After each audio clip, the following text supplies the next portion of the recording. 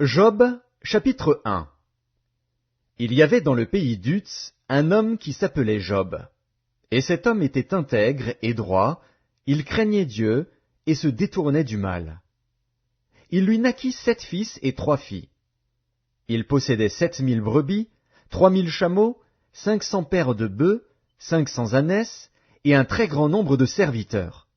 Et cet homme était le plus considérable de tous les fils de l'Orient. Ses fils allaient les uns chez les autres et donnaient tour à tour un festin, et ils invitaient leurs 3 sœurs à manger et à boire avec eux.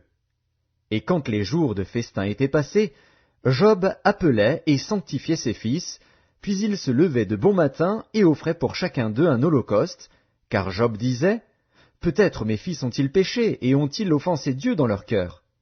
C'est ainsi que Job avait coutume d'agir. Or, les fils de Dieu vinrent un jour se présenter devant l'Éternel, et Satan vint aussi au milieu d'eux. L'Éternel dit à Satan, « D'où viens-tu » Et Satan répondit à l'Éternel, « De parcourir la terre et de m'y promener. » L'Éternel dit à Satan, « As-tu remarqué mon serviteur Job? Il n'y a personne comme lui sur la terre.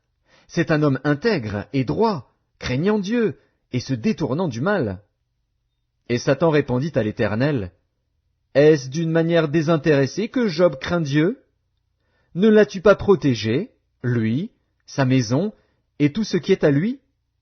Tu as béni l'œuvre de ses mains, et ses troupeaux couvrent le pays. Mais étends ta main, touche à tout ce qui lui appartient, et je suis sûr qu'il te maudit en face. » L'Éternel dit à Satan, « Voici, tout ce qui lui appartient, je te le livre. Seulement, ne porte pas la main sur lui. » Et Satan se retira de devant la face de l'Éternel. Un jour que les fils et les filles de Job mangeaient et buvaient du vin dans la maison de leur frère aîné, il arriva auprès de Job un messager qui dit, « Les bœufs labouraient et les ânesses paissaient à côté d'eux. Des Sabéens se sont jetés dessus, les ont enlevés et ont passé les serviteurs au fil de l'épée. Et je me suis échappé, moi seul, pour t'en apporter la nouvelle. » Il parlait encore, lorsqu'un autre vint et dit, « Le feu de Dieu est tombé du ciel, a embrasé les brebis et les serviteurs, et les a consumés. Et je me suis échappé moi seul pour t'en apporter la nouvelle. » Il parlait encore, lorsqu'un autre vint et dit, « Des Chaldéens, formés en 3 bandes, se sont jetés sur les chameaux, les ont enlevés et ont passé les serviteurs au fil de l'épée. Et je me suis échappé moi seul pour t'en apporter la nouvelle. » Il parlait encore, lorsqu'un autre vint et dit, « Tes fils et tes filles mangeaient et buvaient du vin dans la maison de leur frère aîné, et voici, un grand vent est venu de l'autre côté du désert et a frappé contre les 4 coins de la maison. Elle s'est écroulée sur les jeunes gens, et ils sont morts. Et je me suis échappé moi seul pour t'en apporter la nouvelle. » Alors Job se leva, déchira son manteau et se rasa la tête.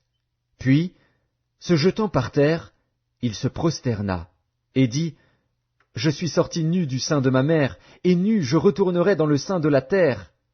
L'Éternel a donné, et l'Éternel a ôté. Que le nom de l'Éternel soit béni. » En tout cela, Job ne pécha point et n'attribua rien d'injuste à Dieu. Job, chapitre 2. Or, les fils de Dieu vinrent un jour se présenter devant l'Éternel, et Satan vint aussi au milieu d'eux se présenter devant l'Éternel. L'Éternel dit à Satan, « D'où viens-tu » Et Satan répondit à l'Éternel, « De parcourir la terre et de m'y promener. » L'Éternel dit à Satan, « As-tu remarqué mon serviteur Job? Il n'y a personne comme lui sur la terre. C'est un homme intègre et droit, craignant Dieu et se détournant du mal. Il demeure ferme dans son intégrité, et tu m'excites à le perdre sans motif. » Et Satan répondit à l'Éternel, « Peau pour peau.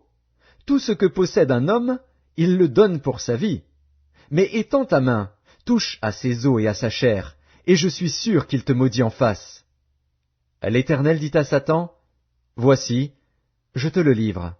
Seulement, épargne sa vie. » Et Satan se retira de devant la face de l'Éternel. Puis il frappa Job d'un ulcère malin, depuis la plante du pied jusqu'au sommet de la tête. Et Job prit un tesson pour se gratter et s'assit sur la cendre. Sa femme lui dit, « Tu demeures ferme dans ton intégrité. Maudis Dieu et meurs. » Mais Job lui répondit, « Tu parles comme une femme insensée. Quoi? Nous recevons de Dieu le bien, et nous ne recevrions pas aussi le mal? » En tout cela Job ne pécha point par ses lèvres. 3 amis de Job, Éliphaz de Théman, Bildad de Shuar et Tsophar de Naama, apprirent tous les malheurs qui lui étaient arrivés. Ils se concertèrent et partirent de chez eux pour aller le plaindre et le consoler. Ayant de loin porté les regards sur lui, ils ne le reconnurent pas, et ils élevèrent la voix et pleurèrent.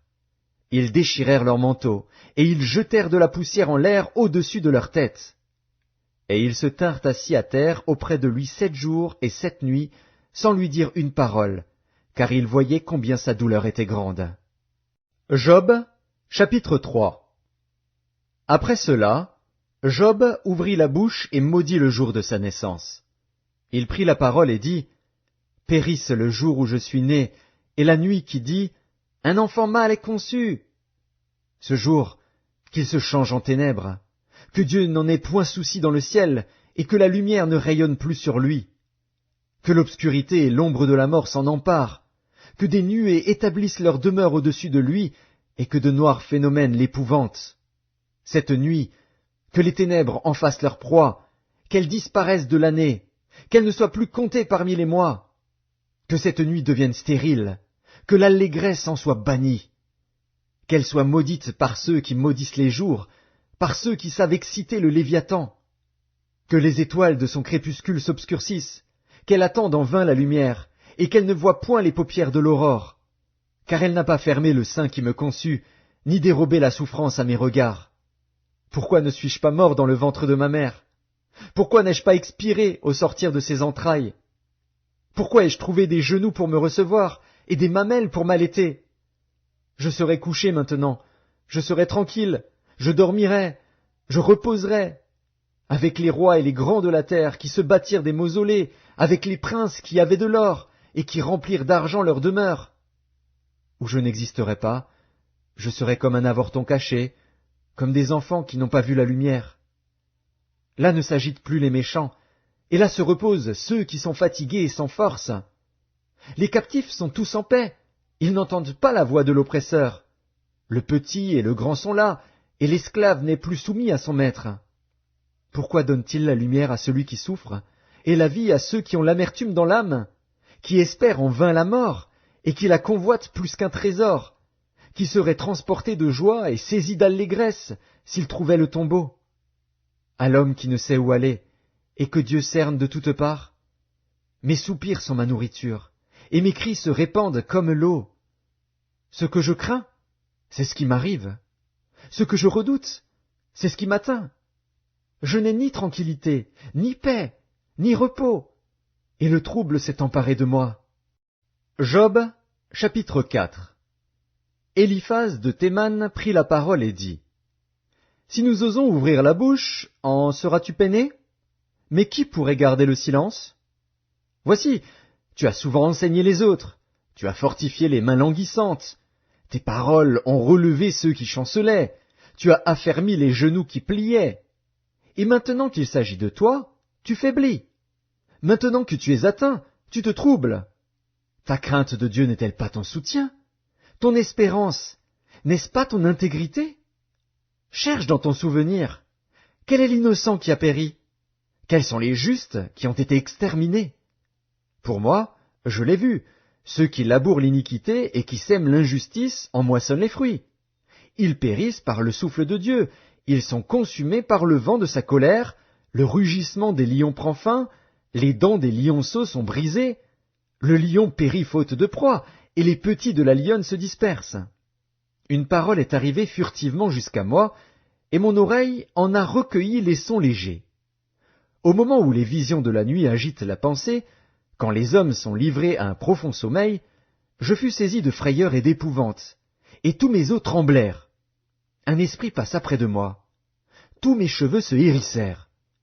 Une figure d'un aspect inconnu était devant mes yeux, et j'entendis une voix qui murmurait doucement, « L'homme serait-il juste devant Dieu? Serait-il pur devant celui qui l'a fait? Si Dieu n'a pas confiance en ses serviteurs, s'il trouve de la folie chez ses anges, combien plus chez ceux qui habitent des maisons d'argile, qui tirent leur origine de la poussière, et qui peuvent être écrasés comme un vermisseau. Du matin au soir ils sont brisés, ils périssent pour toujours, et nul n'y prend garde. Le fil de leur vie est coupé, ils meurent, et ils n'ont pas acquis la sagesse. Job, chapitre 5. Crie maintenant, qui te répondra? Auquel des saints t'adresseras-tu? L'insensé périt dans sa colère, le fou meurt dans ses emportements. J'ai vu l'insensé prendre racine, puis soudain j'ai maudit sa demeure. Plus de prospérité pour ses fils, ils sont foulés à la porte, et personne qui les délivre. Sa moisson est dévorée par des affamés, qui viennent l'enlever jusque dans les épines, et ses biens sont engloutis par des hommes altérés. Le malheur ne sort pas de la poussière, et la souffrance ne germe pas du sol. L'homme naît pour souffrir, comme l'étincelle pour voler. Pour moi, j'aurai recours à Dieu, et c'est à Dieu que j'exposerai ma cause. Il fait des choses grandes et insondables, des merveilles sans nombre.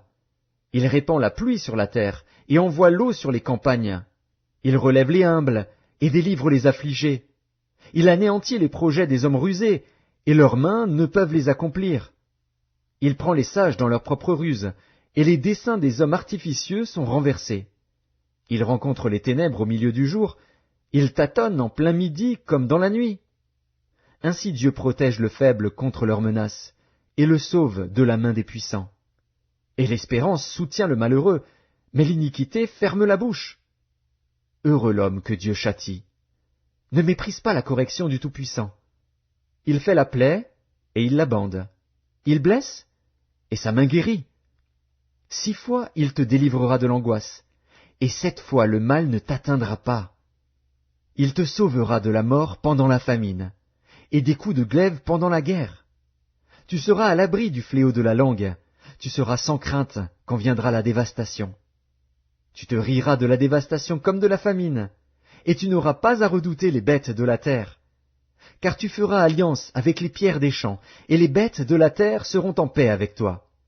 Tu jouiras du bonheur sous ta tente, tu retrouveras tes troupeaux complets, tu verras ta postérité s'accroître, et tes rejetons se multiplier comme l'herbe des champs. Tu entreras au sépulcre dans la vieillesse, comme on emporte une gerbe en son temps. Voilà ce que nous avons reconnu, voilà ce qui est.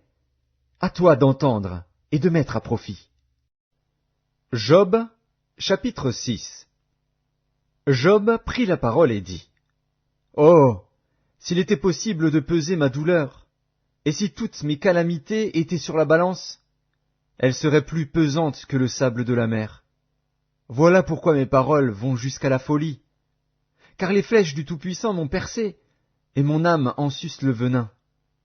Les terreurs de Dieu se rangent en bataille contre moi. L'âne sauvage crie-t-il auprès de l'herbe tendre?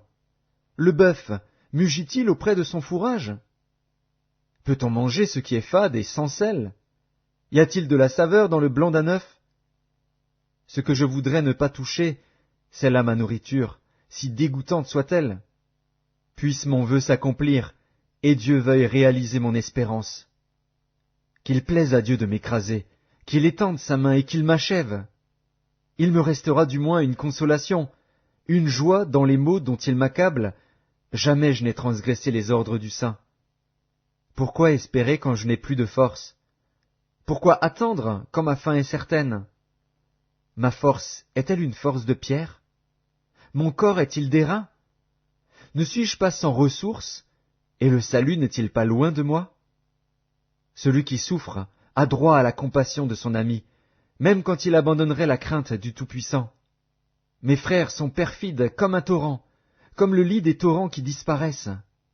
Les glaçons en troublent le cours, la neige s'y précipite.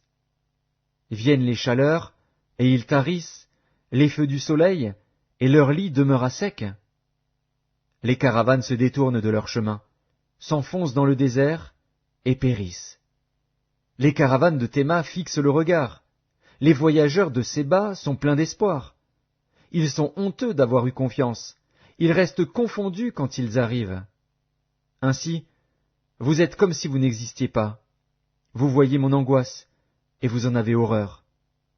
Vous ai-je dit, Donnez-moi quelque chose, faites en ma faveur des présents avec vos biens, délivrez-moi de la main de l'ennemi, rachetez-moi de la main des méchants. Instruisez-moi, et je me tairai. Faites-moi comprendre en quoi j'ai péché. Que les paroles vraies sont persuasives, mais que prouvent vos remontrances? Voulez-vous donc blâmer ce que j'ai dit, et ne voir que du vent dans les discours d'un désespéré? Vous accablez un orphelin, vous persécutez votre ami. Regardez-moi, je vous prie. Vous mentirai-je en face? Revenez, ne soyez pas injuste. Revenez, et reconnaissez mon innocence. Y a-t-il de l'iniquité sur ma langue? Et ma bouche ne discerne-t-elle pas le mal? Job, chapitre 7. Le sort de l'homme sur la terre est celui d'un soldat, et ses jours sont ceux d'un mercenaire.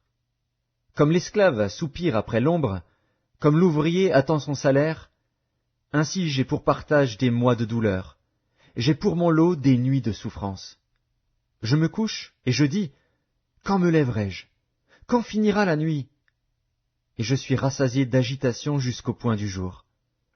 Mon corps se couvre de verre et d'une croûte terreuse, ma peau se crevasse et se dissout. Mes jours sont plus rapides que la navette du tisserand, ils s'évanouissent, plus d'espérance. Souviens-toi que ma vie est un souffle. Mes yeux ne reverront pas le bonheur. L'œil qui me regarde ne me regardera plus. Ton œil me cherchera, et je ne serai plus. Comme la nuée se dissipe et s'en va, celui qui descend au séjour des morts ne remontera pas. Il ne reviendra plus dans sa maison, et le lieu qu'il habitait ne le connaîtra plus. C'est pourquoi je ne retiendrai point ma bouche. Je parlerai dans l'angoisse de mon cœur, je me plaindrai dans l'amertume de mon âme.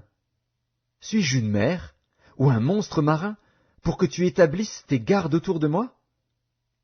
Quand je dis « mon lit me soulagera, ma couche calmera mes douleurs », c'est alors que tu m'effrayes par des songes, que tu m'épouvantes par des visions.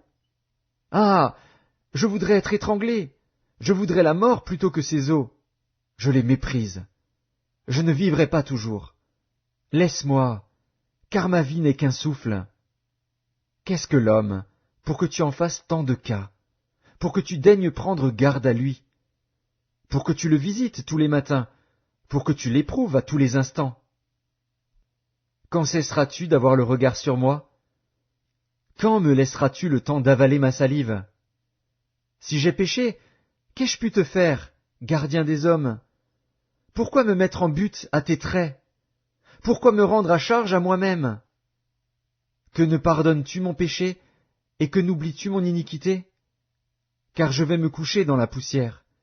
Tu me chercheras, et je ne serai plus. Job, chapitre 8. Bildad de Shuar prit la parole et dit, « Jusqu'à quand veux-tu discourir de la sorte? Et les paroles de ta bouche seront-elles un vent impétueux?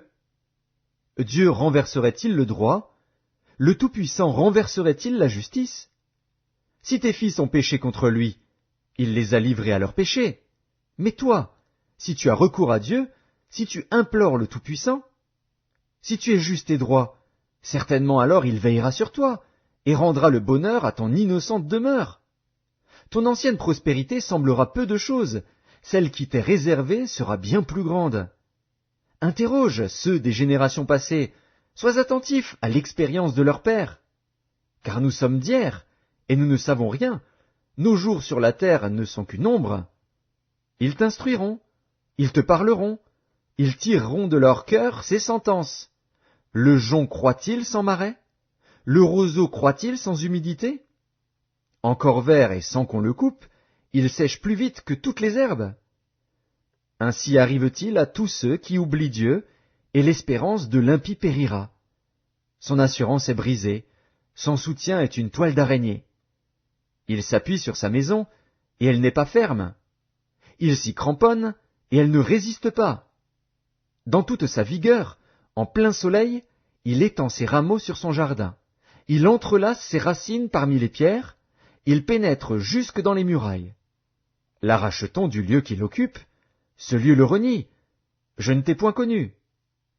Tels sont les délices que ses voies lui procurent. Puis sur le même sol, d'autres s'élèvent après lui. Non, Dieu ne rejette point l'homme intègre, et il ne protège point les méchants. Il remplira ta bouche de cris de joie, et tes lèvres de chants d'allégresse. Tes ennemis seront couverts de honte. La tente des méchants disparaîtra. Job, chapitre 9. Job prit la parole et dit : Je sais bien qu'il en est ainsi. Comment l'homme serait-il juste devant Dieu? S'il voulait contester avec lui, sur 1000 choses il ne pourrait répondre à une seule. À lui la sagesse et la toute-puissance. Qui lui résisterait impunément? Il transporte soudain les montagnes, il les renverse dans sa colère. Il secoue la terre sur sa base, et ses colonnes sont ébranlées. Il commande au soleil, et le soleil ne paraît pas. Il met un sceau sur les étoiles. Seul, il étend les cieux, il marche sur les hauteurs de la mer. Il a créé la grande ourse, l'Orion et les Pléiades, et les étoiles des régions australes. Il fait des choses grandes et insondables, des merveilles sans nombre. Voici, il passe près de moi, et je ne le vois pas. Il s'en va, et je ne l'aperçois pas. S'il enlève, qui s'y opposera? Qui lui dira : Que fais-tu? Dieu ne retire point sa colère. Sous lui s'inclinent les appuis de l'orgueil. Et moi, comment lui répondre? Quelle parole choisir? Quand je serai juste, je ne répondrai pas. Je ne puis qu'implorer mon juge. Et quand il m'exaucerait, si je l'invoque, je ne croirais pas qu'il eût écouté ma voix, lui qui m'assaille comme par une tempête, qui multiplie sans raison mes blessures, qui ne me laisse pas respirer, qui me rassasie d'amertume. Recourir à la force? Il est tout-puissant. À la justice? Qui me fera comparaître? Suis-je juste? Ma bouche me condamnera. Suis-je innocent? Il me déclarera coupable. Innocent. Je le suis, mais je ne tiens pas à la vie, je méprise mon existence. Qu'importe après tout, car, j'ose le dire, il détruit l'innocent comme le coupable. Si du moins le fléau donnait soudain la mort, mais il se rit des épreuves de l'innocent. La terre est livrée aux mains de l'impie. Il voile la face des juges. Si ce n'est pas lui, qui est-ce donc?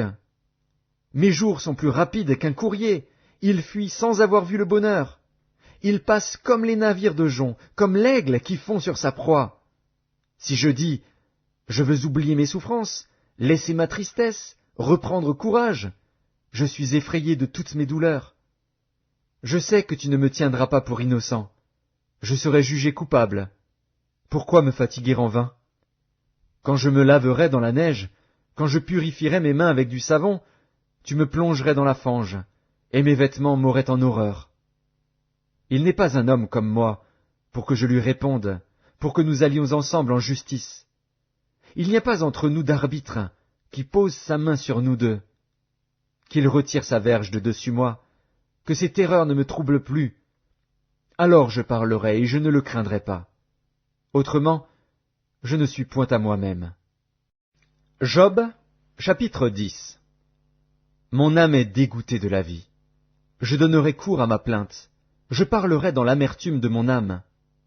Je dis à Dieu, ne me condamne pas. Fais-moi savoir pourquoi tu me prends à partie. Te paraît-il bien de maltraiter, de repousser l'ouvrage de tes mains, et de faire briller ta faveur sur le conseil des méchants? As-tu des yeux de chair? Vois-tu comme voit un homme? Tes jours sont-ils comme les jours de l'homme, et tes années comme ses années, pour que tu recherches mon iniquité, pour que tu t'enquières de mon péché, sachant bien que je ne suis pas coupable, et que nul ne peut me délivrer de ta main. Tes mains m'ont formé, elles m'ont créé, elles m'ont fait tout entier, et tu me détruirais. Souviens-toi que tu m'as façonné comme de l'argile. Voudrais-tu de nouveau me réduire en poussière? Ne m'as-tu pas coulé comme du lait? Ne m'as-tu pas caillé comme du fromage? Tu m'as revêtu de peau et de chair, tu m'as tissé d'eau et de nerfs. Tu m'as accordé ta grâce avec la vie, tu m'as conservé par tes soins et sous ta garde. Voici néanmoins ce que tu cachais dans ton cœur, voici, je le sais, ce que tu as résolu en toi-même. Si je pêche, tu m'observes, tu ne pardonnes pas mon iniquité. Suis-je coupable? Malheur à moi. Suis-je innocent? Je n'ose lever la tête, rassasié de honte et absorbé dans ma misère. Et si j'ose la lever, tu me poursuis comme un lion, tu me frappes encore par des prodiges. Tu m'opposes de nouveaux témoins, tu multiplies tes fureurs contre moi, tu m'assailles d'une succession de calamités. Pourquoi m'as-tu fait sortir du sein de ma mère? Je serais mort, et aucun œil ne m'aurait vu. Je serais comme si je n'eusse pas existé, et j'aurais passé du ventre de ma mère au sépulcre. Mes jours ne sont-ils pas en petit nombre? Qu'il me laisse, qu'il se retire de moi, et que je respire un peu, avant que je m'en aille, pour ne plus revenir, dans le pays des ténèbres et de l'ombre de la mort, pays d'une obscurité profonde, où règne l'ombre de la mort et la confusion, et où la lumière est semblable aux ténèbres. Job, chapitre 11. Tsophar de Naama prit la parole et dit: Cette multitude de paroles ne trouvera-t-elle point de réponse, et suffira-t-il d'être un discoureur pour avoir raison? Tes vains propos feront-ils taire les gens? Te moqueras-tu, sans que personne te confonde? Tu dis, ma manière de voir est juste, et je suis pur à tes yeux. Oh! Si Dieu voulait parler, s'il ouvrait les lèvres pour te répondre, et s'il te révélait les secrets de sa sagesse, de son immense sagesse, tu verrais alors qu'il ne te traite pas selon ton iniquité. Prétends-tu sonder les pensées de Dieu, parvenir à la connaissance parfaite du Tout-Puissant? Elle est aussi haute que les cieux. Que feras-tu? Plus profonde que le séjour des morts. Que sauras-tu? La mesure en est plus longue que la terre. Elle est plus large que la mer. S'il passe, s'il saisit, s'il traîne à son tribunal, qui s'y opposera? Car il connaît les vicieux, il voit facilement les coupables. L'homme, au contraire, a l'intelligence d'un fou, il est né comme le petit d'un âne sauvage. Pour toi, dirige ton cœur vers Dieu, étends vers lui tes mains. Éloigne-toi de l'iniquité, et ne laisse pas habiter l'injustice sous ta tente. Alors tu lèveras ton front sans tache, tu seras ferme et sans crainte. Tu oublieras tes souffrances, tu t'en souviendras comme des eaux écoulées. Tes jours auront plus d'éclat que le soleil à son midi, tes ténèbres seront comme la lumière du matin. Tu seras plein de confiance, et ton attente ne sera plus vaine. Tu regarderas autour de toi, et tu reposeras en sûreté. Tu te coucheras sans que personne ne trouble, et plusieurs caresseront ton visage. Mais les yeux des méchants seront consumés. Pour eux, point de refuge. La mort. Voilà leur espérance. Job, chapitre 12. Job prit la parole et dit: On dirait, en vérité, que le genre humain c'est vous, et qu'avec vous doit mourir la sagesse. J'ai tout aussi bien que vous de l'intelligence, moi, je ne vous suis point inférieur. Et qui ne sait les choses que vous dites? Je suis pour mes amis un objet de raillerie, quand j'implore le secours de Dieu. Le juste, l'innocent, un objet de raillerie. Au malheur le mépris, c'est la devise des heureux. À celui dont le pied chancelle est réservé le mépris. Il y a paix sous la tente des pillards, sécurité pour ceux qui offensent Dieu, pour quiconque se fait un Dieu de sa force. Interroge les bêtes, elles t'instruiront. Les oiseaux du ciel, ils te l'apprendront. Parle à la terre, elle t'instruira, et les poissons de la mer te le raconteront. Qui ne reconnaît chez eux la preuve que la main de l'Éternel a fait toutes choses? Il tient dans sa main l'âme de tout ce qui vit, le souffle de toute chair d'homme. L'oreille ne discerne-t-elle pas les paroles, comme le palais savoure les aliments? Dans les vieillards se trouve la sagesse, et dans une longue vie l'intelligence. En Dieu réside la sagesse et la puissance. Le conseil et l'intelligence lui appartiennent. Ce qu'il renverse ne sera point rebâti. Celui qui l'enferme ne sera point délivré. Il retient les eaux et tout se dessèche. Il les lâche et la terre en est dévastée. Il possède la force et la prudence. Il maîtrise celui qui s'égare ou fait égarer les autres. Il emmène captifs les conseillers. Il trouble la raison des juges. Il délie la ceinture des rois. Il met une corde autour de leurs reins. Il emmène captifs les sacrificateurs. Il fait tomber les puissants. Il ôte la parole à ceux qui ont de l'assurance. Il prive de jugement les vieillards. Il verse le mépris sur les grands. Il relâche la ceinture des forts. Il met à découvert ce qui est caché dans les ténèbres. il produit à la lumière l'ombre de la mort. Il donne de l'accroissement aux nations, et il les anéantit. Il les étend au loin, et il les ramène dans leurs limites. Il enlève l'intelligence aux chefs des peuples, il les fait errer dans les déserts sans chemin. Il tâtonne dans les ténèbres, et ne voit pas clair. Il les fait errer comme des gens ivres. Job, chapitre 13. Voici, mon œil a vu tout cela. Mon oreille l'a entendu et y a pris garde. Ce que vous savez, je le sais aussi, je ne vous suis point inférieur. Mais je veux parler au Tout-Puissant, je veux plaider ma cause devant Dieu. Car vous n'imaginez que des faussetés, vous êtes tous des médecins de néant. Que n'avez-vous gardé le silence? Vous auriez passé pour avoir de la sagesse. Écoutez, je vous prie, ma défense, et soyez attentifs à la réplique de mes lèvres. Direz-vous en faveur de Dieu ce qui est injuste, et pour le soutenir, allégrez-vous des faussetés? Voulez-vous avoir égard à sa personne? Voulez-vous plaider pour Dieu? S'il vous sonde, vous approuvera-t-il? Ou le tromperez-vous comme on trompe un homme? Certainement il vous condamnera, si vous n'agissez en secret que par égard pour sa personne. Sa majesté ne vous épouvantera-t-elle pas? Sa terreur ne tombera-t-elle pas sur vous? Vos sentences sont des sentences de cendre, vos retranchements sont des retranchements de boue. Taisez-vous, laissez-moi, je veux parler. Il m'en arrivera ce qu'il pourra. Pourquoi saisirais-je ma chair entre les dents? J'exposerais plutôt ma vie. Voici, il me tuera, je n'ai rien à espérer, mais devant lui je défendrai ma conduite. Cela même peut servir à mon salut, car un impie n'ose paraître en sa présence. Écoutez, écoutez mes paroles, prêtez l'oreille à ce que je vais dire. Me voici prêt à plaider ma cause, je sais que j'ai raison. Quelqu'un disputera-t-il contre moi? Alors je me tais, et je veux mourir. Seulement, accorde-moi 2 choses, et je ne me cacherai pas de loin de ta face. Retire ta main de dessus moi, et que tes terreurs ne me troublent plus. Puis appelle, et je répondrai, ou si je parle, réponds-moi. Quel est le nombre de mes iniquités et de mes péchés? Fais-moi connaître mes transgressions et mes péchés. Pourquoi caches-tu ton visage, et me prends-tu pour ton ennemi? Veux-tu frapper une feuille agitée? Veux-tu poursuivre une paille desséchée? Pourquoi m'infliger d'amères souffrances, me punir pour des fautes de jeunesse? Pourquoi mettre mes pieds dans les ceps, surveiller tous mes mouvements, tracer une limite à mes pas, quand mon corps tombe en pourriture, comme un vêtement que dévore la teigne? Job, chapitre 14. L'homme né de la femme. Sa vie est courte, sans cesse agitée. Il naît, il est coupé comme une fleur, il fuit et disparaît comme une ombre. Et c'est sur lui que tu as l'œil ouvert, et tu me fais aller en justice avec toi. Comment d'un être souillé sortira-t-il un homme pur? Il n'en peut sortir aucun.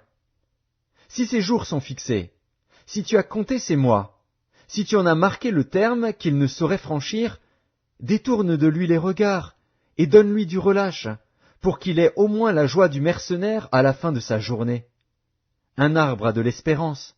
Quand on le coupe, il repousse, il produit encore des rejetons. Quand sa racine a vieilli dans la terre, quand son tronc meurt dans la poussière, il reverdit à l'approche de l'eau, il pousse des branches comme une jeune plante. Mais l'homme meurt, et il perd sa force. L'homme expire. Et où est-il? Les eaux des lacs s'évanouissent, les fleuves tarissent et se dessèchent. Ainsi l'homme se couche et ne se relèvera plus. Il ne se réveillera pas tant que les cieux subsisteront, il ne sortira pas de son sommeil. Oh, si tu voulais me cacher dans le séjour des morts, m'y tenir à couvert jusqu'à ce que ta colère fût passée, et me fixer un terme auquel tu te souviendras de moi. Si l'homme, une fois mort, pouvait revivre, j'aurais de l'espoir tout le temps de mes souffrances, jusqu'à ce que mon état vînt à changer. Tu appellerais alors, et je te répondrais, tu languirais après l'ouvrage de tes mains. Mais aujourd'hui tu comptes mes pas, tu as l'œil sur mes péchés. Mes transgressions sont scellées en un faisceau, et tu imagines des iniquités à ma charge. La montagne s'écroule et périt, le rocher disparaît de sa place, la pierre est broyée par les eaux, et la terre emportée par leur courant. Ainsi tu détruis l'espérance de l'homme. Tu es sans cesse à l'assaillir, et il s'en va. Tu le défigures, puis tu le renvoies. Que ses fils soient honorés, il n'en sait rien. Qu'il soit dans l'abaissement, il l'ignore. C'est pour lui seul qu'il éprouve de la douleur en son corps. C'est pour lui seul qu'il ressent de la tristesse en son âme. Job, chapitre 15. Éliphaz de Théman prit la parole et dit: Le sage répond-il par un vain savoir? Se gonfle-t-il la poitrine du vent d'Orient? Est-ce par d'inutiles propos qu'il se défend? Est-ce par des discours qui ne servent à rien? Toi, tu détruis même la crainte de Dieu. Tu anéantis tout mouvement de piété devant Dieu. Ton iniquité dirige ta bouche, et tu prends le langage des hommes rusés. Ce n'est pas moi, c'est ta bouche qui te condamne. Ce sont tes lèvres qui déposent contre toi. Es-tu né le premier des hommes? As-tu été enfanté avant les collines? As-tu reçu les confidences de Dieu? As-tu dérobé la sagesse à ton profit? Que sais-tu que nous ne sachions pas? Quelle connaissance as-tu que nous n'ayons pas? Il y a parmi nous des cheveux blancs, des vieillards, plus riches de jours que ton père. Tiens-tu pour peu de choses les consolations de Dieu, et les paroles qui doucement se font entendre à toi? Où ton cœur t'entraîne-t-il? Et que signifie ce roulement de tes yeux? Quoi? C'est contre Dieu que tu tournes ta colère, et que ta bouche exhale de pareils discours. Qu'est-ce que l'homme pour qu'il soit pur? Celui qui est né de la femme peut-il être juste? Si Dieu n'a pas confiance en ses saints, si les cieux ne sont pas purs devant lui, combien moins l'être abominable et pervers, l'homme qui boit l'iniquité comme l'eau? Je vais te parler, écoute-moi. Je raconterai ce que j'ai vu, ce que les sages ont fait connaître, ce qu'ils ont révélé, l'ayant appris de leur père. À eux seuls appartenait le pays, et parmi eux nul étranger n'était encore venu. Le méchant passe dans l'angoisse tous les jours de sa vie, toutes les années qui sont le partage de l'impie. La voix de la terreur retentit à ses oreilles. Au sein de la paix, le dévastateur va fondre sur lui. Il n'espère pas échapper aux ténèbres, il voit l'épée qui le menace. Il court çà et là pour chercher du pain, il sait que le jour des ténèbres l'attend. La détresse et l'angoisse l'épouvantent, elles l'assaillent comme un roi prêt à combattre. Car il a levé la main contre Dieu, il a bravé le Tout-Puissant. Il a eu l'audace de courir à lui sous le dos épais de ses boucliers. Il avait le visage couvert de graisse, les flancs chargés d'embonpoint. Et il habite des villes détruites, des maisons abandonnées, sur le point de tomber en ruine. Il ne s'enrichira plus, sa fortune ne se relèvera pas, sa prospérité ne s'étendra plus sur la terre. Il ne pourra se dérober aux ténèbres, la flamme consumera ses rejetons, et Dieu le fera périr par le souffle de sa bouche. S'il a confiance dans le mal, il se trompe, car le mal sera sa récompense. Elle arrivera avant le terme de ses jours, et son rameau ne verdira plus. Il sera comme une vigne dépouillée de ses fruits encore verts, comme un olivier dont on a fait tomber les fleurs. La maison de l'impie deviendra stérile, et le feu dévorera la tente de l'homme corrompu. Il conçoit le mal, et il enfante le mal. Il mûrit dans son sein des fruits qui le trompent. Job, chapitre 16. Job prit la parole et dit: J'ai souvent entendu pareille chose. Vous êtes tous des consolateurs fâcheux. Quand finiront ces discours en l'air? Pourquoi cette irritation dans tes réponses? Moi aussi, je pourrais parler comme vous, si vous étiez à ma place. Je vous accablerais de paroles, je secouerais sur vous la tête, je vous fortifierais de la bouche, je remuerais les lèvres pour vous soulager. Si je parle, mes souffrances ne seront point calmées. Si je me tais, en quoi seront-elles moindres? Maintenant, hélas, il m'a épuisé. Tu as ravagé toute ma maison. Tu m'as saisi pour témoigner contre moi. Ma maigreur se lève et m'accuse en face. Il me déchire et me poursuit dans sa fureur. Il grince des dents contre moi. Il m'attaque et me perce de son regard. Ils ouvrent la bouche pour me dévorer. Ils m'insultent et me frappent les joues. Ils s'acharnent tous après moi. Dieu me livre à la merci des impies. Il me précipite entre les mains des méchants. J'étais tranquille, et il m'a secoué. Il m'a saisi par la nuque et m'a brisé. Il a tiré sur moi comme à un butin. Ses traits m'environnent de toutes parts. Il me perce les reins sans pitié. Il répand ma bile sur la terre. Il me fait brèche sur brèche. Il fond sur moi comme un guerrier. J'ai cousu un sac sur ma peau. J'ai roulé ma tête dans la poussière. Les pleurs ont altéré mon visage. L'ombre de la mort est sur mes paupières. Je n'ai pourtant commis aucune violence, et ma prière fut toujours pure. Ô terre, ne couvre point mon sang, et que mes cris prennent librement leur essor. Déjà maintenant, mon témoin est dans le ciel, mon témoin est dans les lieux élevés. Mes amis se jouent de moi. C'est Dieu que j'implore avec larmes. Puisse-t-il donner à l'homme raison contre Dieu, et au Fils de l'homme contre ses amis? Car le nombre de mes années touche à son terme, et je m'en irai par un sentier d'où je ne reviendrai pas. Job, chapitre 17. Mon souffle se perd, mes jours s'éteignent, le sépulcre m'attend. Je suis environné de moqueurs, et mon œil doit contempler leurs insultes. Sois auprès de toi-même ma caution, autrement, qui répondrait pour moi?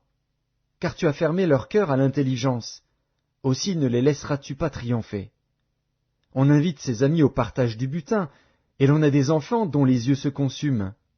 Il m'a rendu la fable des peuples, et ma personne est un objet de mépris. Mon œil est obscurci par la douleur, tous mes membres sont comme une ombre. Les hommes droits en sont stupéfaits, et l'innocent se soulève contre l'impie. Le juste néanmoins demeure ferme dans sa voie. Celui qui a les mains pures se fortifie de plus en plus. Mais vous tous, revenez à vos mêmes discours, et je ne trouverai pas un sage parmi vous. Quoi? Mes jours sont passés, mes projets sont anéantis, les projets qui remplissaient mon cœur. Et ils prétendent que la nuit c'est le jour, que la lumière est proche quand les ténèbres sont là. C'est le séjour des morts que j'attends pour demeure, c'est dans les ténèbres que je dresserai ma couche. Je crie à la fosse, tu es mon père, et au ver, vous êtes ma mère et ma sœur. Mon espérance, où donc est-elle? Mon espérance, qui peut la voir? Elle descendra vers les portes du séjour des morts, quand nous irons ensemble reposer dans la poussière. Job, chapitre 18. Bildad de Shuar prit la parole et dit: Quand mettrez-vous un terme à ces discours? Ayez de l'intelligence, puis nous parlerons. Pourquoi sommes-nous regardés comme des bêtes? Pourquoi ne sommes-nous à vos yeux que des brutes? Ô toi qui te déchires dans ta fureur, faut-il à cause de toi que la terre devienne déserte? Faut-il que les rochers disparaissent de leur place? La lumière du méchant s'éteindra, et la flamme qui en jaillit cessera de briller. La lumière s'obscurcira sous sa tente, et sa lampe au-dessus de lui s'éteindra. Ses pas assurés seront à l'étroit, malgré ses efforts, il tombera. Car il met les pieds sur un filet, il marche dans les mailles. Il est saisi au piège par le talon, et le filet s'empare de lui. Le cordeau est caché dans la terre, et la trappe est sur son sentier. Des terreurs l'assiègent, l'entourent, le poursuivent par derrière. La faim consume ses forces, la misère est à ses côtés. Les parties de sa peau sont l'une après l'autre dévorées, ses membres sont dévorés par le premier-né de la mort. Il est arraché de sa tente où il se croyait en sûreté, il se traîne vers le roi des épouvantements. Nul des siens n'habite sa tente, le soufre est répandu sur sa demeure. En bas, ses racines se dessèchent. En haut, ses branches sont coupées. Sa mémoire disparaît de la terre, son nom n'est plus sur la face des champs. Il est poussé de la lumière dans les ténèbres, il est chassé du monde. Il ne laisse ni descendants, ni postérité parmi son peuple, ni survivants dans les lieux qui l'habitaient. Les générations à venir seront étonnées de sa ruine, et la génération présente sera saisie d'effroi. Point d'autre destinée pour le méchant, point d'autre sort pour qui ne connaît pas Dieu. Job, chapitre 19. Job prit la parole et dit: Jusques à quand affligerez-vous mon âme, et m'écraserez-vous de vos discours? Voilà 10 fois que vous m'outragez, N'avez-vous pas honte de m'étourdir ainsi? Si réellement j'ai péché, seul j'en suis responsable. Pensez-vous me traiter avec hauteur? Pensez-vous démontrer que je suis coupable? Sachez alors que c'est Dieu qui me poursuit et qui m'enveloppe de son filet. Voici, je crie à la violence, et nul ne répond. J'implore justice, et point de justice. Il m'a fermé toute issue, et je ne puis passer. Il a répandu des ténèbres sur mes sentiers. Il m'a dépouillé de ma gloire. Il a enlevé la couronne de ma tête. Il m'a brisé de toutes parts, et je m'en vais. Il a arraché mon espérance comme un arbre. Il s'est enflammé de colère contre moi. Il m'a traité comme l'un de ses ennemis. Ses troupes se sont de concert mises en marche. Elles se sont frayé leur chemin jusqu'à moi. Elles ont campé autour de ma tente. Il a éloigné de moi mes frères, et mes amis se sont détournés de moi. Je suis abandonné de mes proches, je suis oublié de mes intimes. Je suis un étranger pour mes serviteurs et mes servantes, je ne suis plus à leurs yeux qu'un inconnu. J'appelle mon serviteur, et il ne répond pas. Je le supplie de ma bouche, et c'est en vain. Mon humeur est à charge à ma femme, et ma plainte au fils de mes entrailles. Je suis méprisé même par des enfants. Si je me lève, je reçois leurs insultes. Ceux que j'avais pour confidents m'ont en horreur, ceux que j'aimais se sont tournés contre moi. Mes os sont attachés à ma peau et à ma chair, il ne me reste que la peau des dents. Ayez pitié de moi, vous, mes amis, car la main de Dieu m'a frappé. Pourquoi me poursuivre comme Dieu me poursuit? Pourquoi vous montrer insatiable de ma chair? Oh, je voudrais que mes paroles fussent écrites, qu'elles fussent écrites dans un livre. Je voudrais qu'avec un burin de fer et avec du plomb, elles fussent pour toujours gravées dans le roc. Mais je sais que mon Rédempteur est vivant, et qu'il se lèvera le dernier sur la terre. Quand ma peau sera détruite, il se lèvera. Quand je n'aurai plus de chair, je verrai Dieu. Je le verrai, et il me sera favorable. Mes yeux le verront, et non ceux d'un autre. Mon âme languit d'attente au-dedans de moi. Vous direz alors, pourquoi le poursuivions-nous? Car la justice de ma cause sera reconnue. Craignez pour vous le glaive. Les châtiments par le glaive sont terribles. Et sachez qu'il y a un jugement. Job, chapitre 20.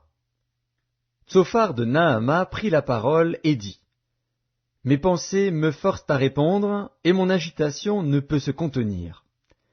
J'ai entendu des reproches qui m'outragent. Le souffle de mon intelligence donnera la réplique. Ne sais-tu pas que, de tout temps, depuis que l'homme a été placé sur la terre, le triomphe des méchants a été court, et la joie de l'impie momentanée? Quand il s'élèverait jusqu'aux cieux, et que sa tête toucherait aux nues, il périra pour toujours comme son ordure, et ceux qui le voyaient diront, où est-il? Il s'envolera comme un songe, et on ne le trouvera plus. Il disparaîtra comme une vision nocturne. L'œil qui le regardait ne le regardera plus. Le lieu qu'il habitait ne l'apercevra plus. Ses fils seront assaillis par les pauvres, et ses mains restitueront ce qu'il a pris par violence. La vigueur de la jeunesse, qui remplissait ses membres, aura sa couche avec lui dans la poussière. Le mal était doux à sa bouche, il le cachait sous sa langue, il le savourait sans l'abandonner, il le retenait au milieu de son palais. Mais sa nourriture se transformera dans ses entrailles, elle deviendra dans son corps un venin d'aspic. Il a englouti des richesses, il les vomira. Dieu les chassera de son ventre. Il a sucé du venin d'aspic, la langue de la vipère le tuera. Il ne reposera plus ses regards sur les ruisseaux, sur les torrents, sur les fleuves de miel et de lait. Il rendra ce qu'il a gagné, et n'en profitera plus. Il restituera tout ce qu'il a pris, et n'en jouira plus. Car il a opprimé, délaissé les pauvres, il a ruiné des maisons et ne les a pas rétablies. Son avidité n'a point connu de borne, mais il ne sauvera pas ce qu'il avait de plus cher. Rien n'échappait à sa voracité, mais son bien-être ne durera pas. Au milieu de l'abondance, il sera dans la détresse. la main de tous les misérables se lèvera sur lui. Et voici, pour lui remplir le ventre, Dieu enverra sur lui le feu de sa colère et le rassasiera par une pluie de traits. S'il échappe aux armes de fer, l'arc d'airain le transpercera. Il arrache de son corps le trait, qui étincelle au sortir de ses entrailles, et il est en proie aux terreurs de la mort. Toutes les calamités sont réservées à ses trésors. Il sera consumé par un feu que n'allumera point l'homme, et ce qui restera dans sa tente en deviendra la pâture. Les cieux dévoileront son iniquité, et la terre s'élèvera contre lui. Les revenus de sa maison seront emportés, ils disparaîtront au jour de la colère de Dieu. Telle est la part que Dieu réserve aux méchants, tel est l'héritage que Dieu lui destine. Job, chapitre 21. Job prit la parole et dit, « Écoutez, écoutez mes paroles, donnez-moi seulement cette consolation. Laissez-moi parler, je vous prie, et, quand j'aurai parlé, tu pourras te moquer. Est-ce contre un homme que se dirige ma plainte? Et pourquoi mon âme ne serait-elle pas impatiente? Regardez-moi, soyez étonnés, et mettez la main sur la bouche. Quand j'y pense, cela m'épouvante, et un tremblement saisit mon corps. Pourquoi les méchants vivent-ils? Pourquoi les voit-on vieillir et accroître leur force? Leur postérité s'affermit avec eux, et en leur présence, leurs rejetons prospèrent sous leurs yeux. Dans leur maison règne la paix, sans mélange de crainte. La verge de Dieu ne vient pas les frapper. Leurs taureaux sont vigoureux et féconds, leurs génisses conçoivent et n'avortent point. Ils laissent courir leurs enfants comme des brebis, et les enfants prennent leurs ébats. Ils chantent au son du tambourin et de la harpe, ils se réjouissent au son du chalumeau. Ils passent leurs jours dans le bonheur, et ils descendent en un instant au séjour des morts. Ils disaient pourtant à Dieu, « Retire-toi de nous, nous ne voulons pas connaître tes voies. » Qu'est-ce que le Tout-Puissant pour que nous le servions? Que gagnerions-nous à lui adresser nos prières? Quoi donc? Ne sont-ils pas en possession du bonheur? Loin de moi le conseil des méchants. Mais arrive-t-il souvent que leurs lampes s'éteignent, que la misère fonde sur eux, que Dieu leur distribue leur part dans sa colère, qu'ils soient comme la paille emportée par le vent, comme la balle enlevée par le tourbillon? Est-ce pour les fils que Dieu réserve le châtiment du Père? Mais c'est lui que Dieu devrait punir, pour qu'il le sente. C'est lui qui devrait contempler sa propre ruine, c'est lui qui devrait boire la colère du Tout-Puissant. Car, que lui importe sa maison après lui, quand le nombre de ses mois est achevé? Est-ce à Dieu qu'on donnera de la science, à lui qui gouverne les esprits célestes? L'un meurt au sein du bien-être, de la paix et du bonheur, les flancs chargés de graisse et la moelle des os remplis de sève, l'autre meurt, l'amertume dans l'âme, sans avoir joui d'aucun bien. Et tous deux se couchent dans la poussière, tous deux deviennent la pâture des vers. Je sais bien quelles sont vos pensées, quel jugement inique vous portez sur moi. Vous dites, où est la maison de l'homme puissant? Où est la tente qu'habitaient les impies? Mais quoi? N'avez-vous point interrogé les voyageurs, et voulez-vous méconnaître ce qu'ils prouvent? Au jour du malheur, le méchant est épargné. Au jour de la colère, il échappe. Qui lui reproche en face sa conduite? Qui lui rend ce qu'il a fait? Il est porté dans un sépulcre, et il veille encore sur sa tombe. Les mottes de la vallée lui sont légères, et tous, après lui, suivront la même voie, comme une multitude l'a déjà suivi. Pourquoi donc m'offrir de vaines consolations? Ce qui reste de vos réponses n'est que perfidie. Job, chapitre 22. Éliphaz de Théman prit la parole et dit, « Un homme peut-il être utile à Dieu? Non, le sage n'est utile qu'à lui-même. Si tu es juste, est-ce à l'avantage du Tout-Puissant? Si tu es intègre dans tes voies, qui gagne-t-il? Est-ce par crainte de toi qu'il te châtie, qu'il entre en jugement avec toi? Ta méchanceté n'est-elle pas grande? Tes iniquités ne sont-elles pas infinies? Tu enlevais sans motif des gages à tes frères. Tu privais de leurs vêtements ceux qui étaient nus. Tu ne donnais point d'eau à l'homme altéré. Tu refusais du pain à l'homme affamé. Le pays était au plus fort, et le puissant s'y établissait. Tu renvoyais les veuves avides, les bras des orphelins étaient brisés. C'est pour cela que tu es entouré de pièges, et que la terreur t'a saisi tout à coup. Ne vois-tu donc pas ces ténèbres, ces eaux débordées qui t'envahissent? Dieu n'est-il pas en haut dans les cieux? Regarde le sommet des étoiles, comme il est élevé. Et tu dis, qu'est-ce que Dieu sait? Peut-il juger à travers l'obscurité? Les nuées l'enveloppent, et il ne voit rien, il ne parcourt que la voûte des cieux. Et quoi? Tu voudrais prendre l'ancienne route qu'ont suivie les hommes d'iniquité? Ils ont été emportés avant le temps. Ils ont eu la durée d'un torrent qui s'écoule. Ils disaient à Dieu, retire-toi de nous. Que peut faire pour nous le Tout-Puissant? Dieu cependant avait rempli de bien leur maison. Loin de moi le conseil des méchants. Les justes, témoins de leur chute, se réjouiront, et l'innocent se moquera d'eux. Voilà nos adversaires anéantis. Voilà leur richesse dévorée par le feu.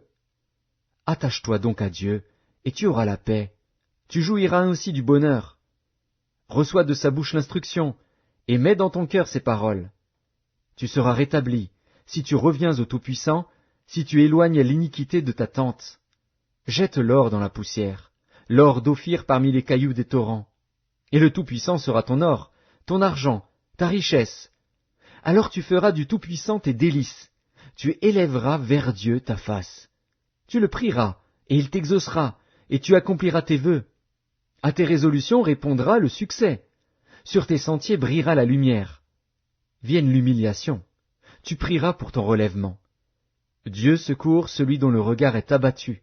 Il délivrera même le coupable, qui devra son salut à la pureté de tes mains. Job, chapitre 23. Job prit la parole et dit, « Maintenant encore ma plainte est une révolte, mais la souffrance étouffe mes soupirs. Oh, si je savais où le trouver, si je pouvais arriver jusqu'à son trône, je plaiderais ma cause devant lui, je remplirais ma bouche d'arguments, je connaîtrais ce qu'il peut avoir à répondre, je verrais ce qu'il peut avoir à me dire. Emploierait-il toute sa force à me combattre? Ne daignerait-il pas au moins m'écouter? Ce serait un homme droit qui plaiderait avec lui, et je serais pour toujours absous par mon juge. Mais si je vais à l'Orient, il n'y est pas. Si je vais à l'Occident, je ne le trouve pas. Est-il occupé au nord? Je ne puis le voir. Se cache-t-il au midi? Je ne puis le découvrir. Il sait néanmoins quelle voie j'ai suivie, et s'il m'éprouvait, je sortirais pur comme l'or. Mon pied s'est attaché à ses pas. J'ai gardé sa voie, et je ne m'en suis point détourné. Je n'ai pas abandonné les commandements de ses lèvres. J'ai fait plier ma volonté aux paroles de sa bouche. Mais sa résolution est arrêtée. Qui s'y opposera? Ce que son âme désire, il l'exécute. Il accomplira donc ses desseins à mon égard, et il en concevra bien d'autres encore. Voilà pourquoi sa présence m'épouvante. Quand j'y pense, j'ai peur de lui. Dieu a brisé mon courage. Le Tout-Puissant m'a rempli d'effroi. Car ce ne sont pas les ténèbres qui m'anéantissent, ce n'est pas l'obscurité dont je suis couvert. Job, chapitre 24.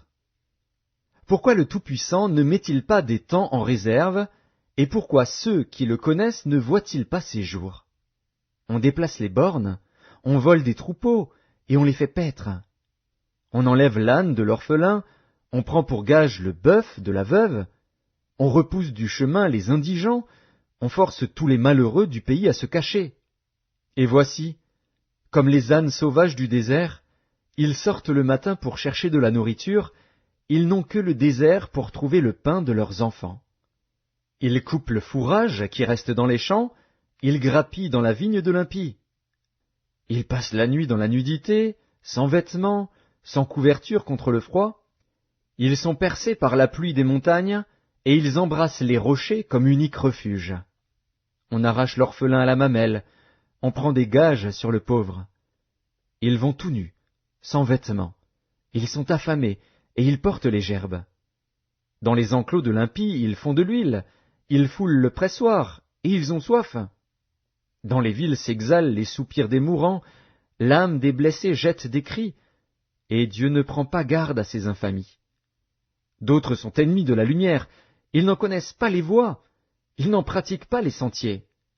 L'assassin se lève au point du jour, tue le pauvre et l'indigent, et il dérobe pendant la nuit. L'œil de l'adultère épie le crépuscule. Personne ne me verra, dit-il, et il met un voile sur sa figure. La nuit, ils forcent les maisons. Le jour, ils se tiennent enfermés. Ils ne connaissent pas la lumière. Pour eux, le matin, c'est l'ombre de la mort. Ils en éprouvent toutes les terreurs. Et quoi? L'impie est d'un poids léger sur la face des eaux. Il n'a sur la terre qu'une part maudite. Il ne prend jamais le chemin des vignes. Comme la sécheresse et la chaleur absorbent les eaux de la neige, ainsi le séjour des morts engloutit ceux qui pêchent. Quoi? Le sein maternel l'oublie. Les vers en font leur délice. On ne se souvient plus de lui. L'impie est brisé comme un arbre. Lui qui dépouille la femme stérile et sans enfant, lui qui ne répand aucun bienfait sur la veuve. Non, Dieu par sa force prolonge les jours des violents, et les voilà debout quand ils désespéraient de la vie. Il leur donne de la sécurité et de la confiance, il a les regards sur leur voie. Ils se sont élevés, et en un instant ils ne sont plus. Ils tombent, ils meurent comme tous les hommes, ils sont coupés comme la tête des épis. S'il n'en est pas ainsi, qui me démentira? Qui réduira mes paroles à néant? Job, chapitre 25. Bildad de Shuar prit la parole et dit: La puissance et la terreur appartiennent à Dieu. Il fait régner la paix dans ses hautes régions. Ses armées ne sont-elles pas innombrables? Sur qui sa lumière ne se lève-t-elle pas? Comment l'homme serait-il juste devant Dieu? Comment celui qui est né de la femme serait-il pur? Voici, la lune même n'est pas brillante, et les étoiles ne sont pas pures à ses yeux. Combien moins l'homme, qui n'est qu'un ver, le fils de l'homme, qui n'est qu'un vermisseau. Job, chapitre 26. Job prit la parole et dit: Comme tu sais bien venir en aide à la faiblesse, comme tu prêtes secours aux bras sans force, quel bon conseil tu donnes à celui qui manque d'intelligence, quelle abondance de sagesse tu fais paraître. À qui s'adressent tes paroles? Et qui est-ce qui t'inspire? Devant Dieu les ombres tremblent au-dessous des eaux et de leurs habitants. Devant lui le séjour des morts est nu, l'abîme n'a point de voile. Il étend le septentrion sur le vide, il suspend la terre sur le néant. Il renferme les eaux dans ses nuages, et les nuages n'éclatent pas sous leur poids. Il couvre la face de son trône, il répand sur lui sa nuée. Il a tracé un cercle à la surface des eaux, comme limite entre la lumière et les ténèbres. Les colonnes du ciel s'ébranlent et s'étonnent à sa menace. Par sa force, il soulève la mer, par son intelligence, il en brise l'orgueil. Son souffle donne au ciel la sérénité, sa main transperce le serpent fuyard. Ce sont là les bords de ses voies, c'est le bruit léger qui nous en parvient. Mais qui entendra le tonnerre de sa puissance? Job, chapitre 27. Job prit de nouveau la parole sous forme sentencieuse et dit: Dieu qui me refuse justice est vivant. Le Tout-Puissant qui remplit mon âme d'amertume est vivant.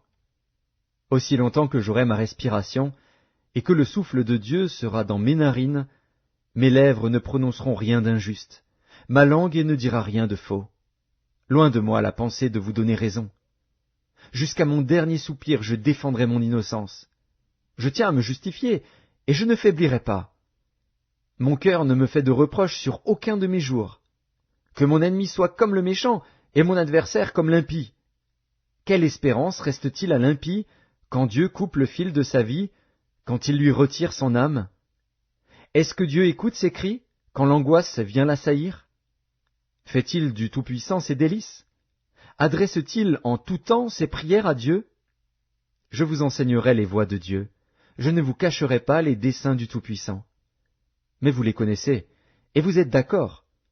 Pourquoi donc vous laissez aller à de vaines pensées? Voici la part que Dieu réserve aux méchants, l'héritage que le Tout-Puissant destine à l'impie. S'il a des fils en grand nombre, c'est pour le glaive, et ses rejetons manquent de pain. Ceux qui échappent sont enterrés par la peste, et leurs veuves ne les pleurent pas. S'il amasse l'argent comme la poussière, s'il entasse les vêtements comme la boue, c'est lui qui entasse, mais c'est le juste qui se revêt, c'est l'homme intègre qui a l'argent en partage. Sa maison est comme celle que bâtit la teigne, comme la cabane que fait un gardien. Il se couche riche, et il meurt dépouillé.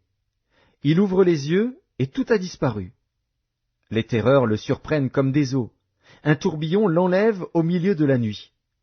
Le vent d'Orient l'emporte, et il s'en va. Il l'arrache violemment de sa demeure. Dieu lance sans pitié des traits contre lui, et le méchant voudrait fuir pour les éviter.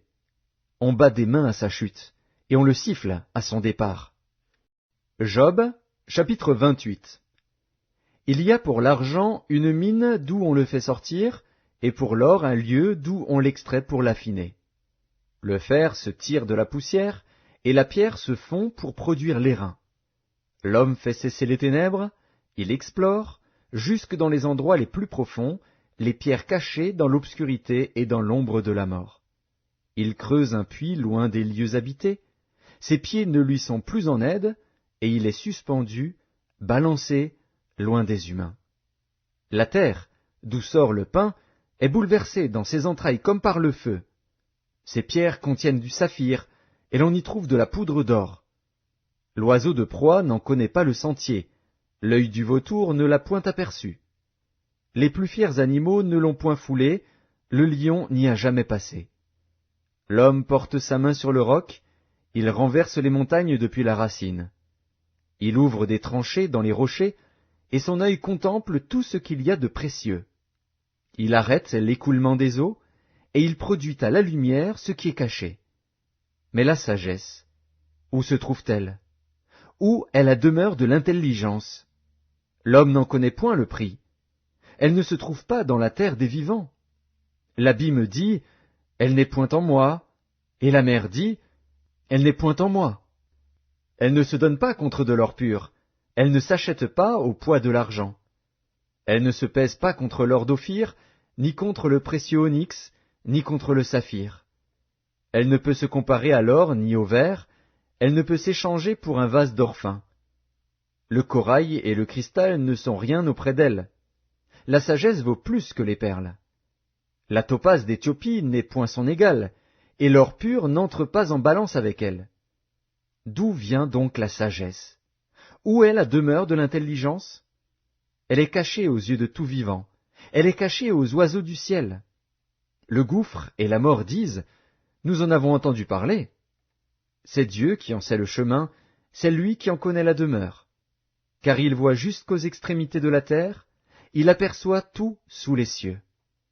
Quand il régla le poids du vent, et qu'il fixa la mesure des eaux, quand il donna des lois à la pluie, et qu'il traça la route de l'éclair et du tonnerre, alors il vit la sagesse et la manifesta. Il en posa les fondements et la mit à l'épreuve. Puis il dit à l'homme, voici, la crainte du Seigneur, c'est la sagesse. S'éloigner du mal, c'est l'intelligence. Job, chapitre 29. Job prit de nouveau la parole sous forme sentencieuse et dit, oh, que ne puis-je être comme au mois du passé, comme au jour où Dieu me gardait, quand sa lampe brillait sur ma tête, et que sa lumière me guidait dans les ténèbres? Que ne suis-je comme au jour de ma vigueur, où Dieu veillait en ami sur ma tente, quand le Tout-Puissant était encore avec moi, et que mes enfants m'entouraient? Quand mes pieds se baignaient dans la crème, et que le rocher répandait près de moi des ruisseaux d'huile? Si je sortais pour aller à la porte de la ville, et si je me faisais préparer un siège dans la place, les jeunes gens se retiraient à mon approche, les vieillards se levaient et se tenaient debout.